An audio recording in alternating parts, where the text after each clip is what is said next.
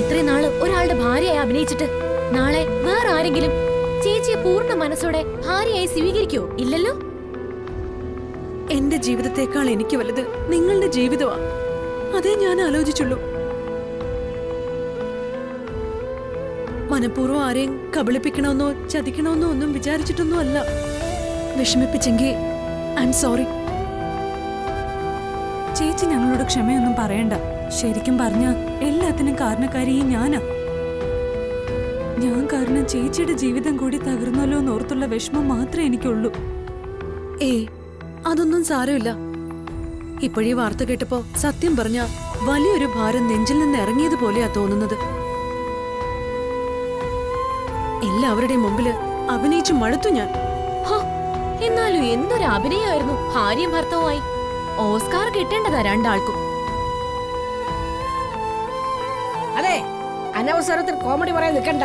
വാ, അകത്തോട്ട് കയറാം.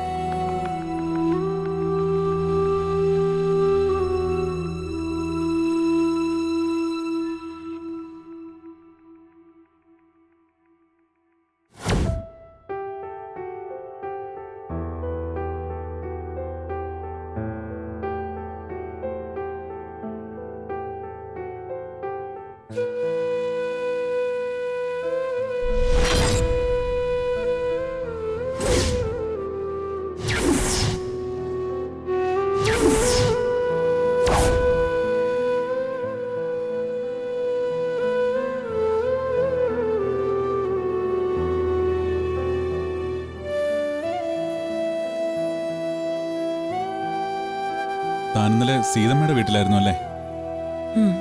ഇവിടെ നടന്ന കോലാഹലങ്ങളെല്ലാം അറിഞ്ഞല്ലോ. താൻ എന്നോട് ക്ഷമിക്കണം. ഒടുവിലെല്ലാം എനിക്ക് തുറന്നു പറയേണ്ടി വന്നു. വേറൊന്നും കൊണ്ടല്ല, ഞാനും താനുമായുള്ള ബന്ധം വളരെ മുമ്പേ തുടങ്ങിയതാണെന്നും അച്ചു നമ്മുടെ കുഞ്ഞാണെന്നൊക്കെ പറഞ്ഞ പിന്നെ എങ്ങനെയാ പിടിച്ചു നിൽക്കുക? അതും സ്വന്തം അച്ഛനും അമ്മയും. തുറന്നു പറയുക മാത്രമേ എനിക്കപ്പോൾ നിവൃത്തി ഉണ്ടായിരുന്നുള്ളൂ. സാരമില്ല, എനിക്ക് മനസ്സിലാവുന്നുണ്ട്.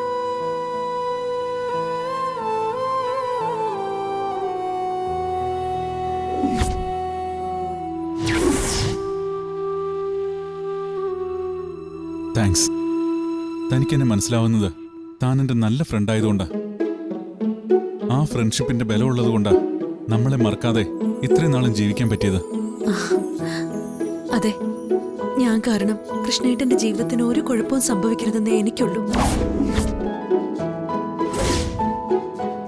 താനെന്താ വിളിച്ചത്? കൃഷ്ണേട്ടാന്നോ? അത് അത് അറിയാതെ എന്തോ നാവിന്ന് വന്നുപോയതാ. I am sorry പ്രസാദേട്ടാ.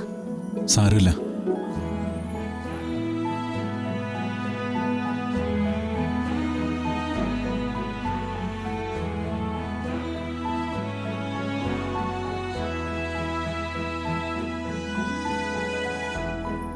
കൃഷ്ണേട്ടാന്ന് എന്നെ വിളിക്കുന്നത് ആരാന്ന് തനിക്കറിയോ? ഇല്ല. ഒരിക്കൽ താൻ എന്നോട് ചോദിച്ചിട്ടില്ലേ ആരെങ്കിലും പ്രണയിച്ചിട്ടുണ്ടോന്ന്? അങ്ങനെ ഒരാളുണ്ടായിരുന്നു. അവളുടെ പേരാണ് രാധ. കൃഷ്ണേട്ടാ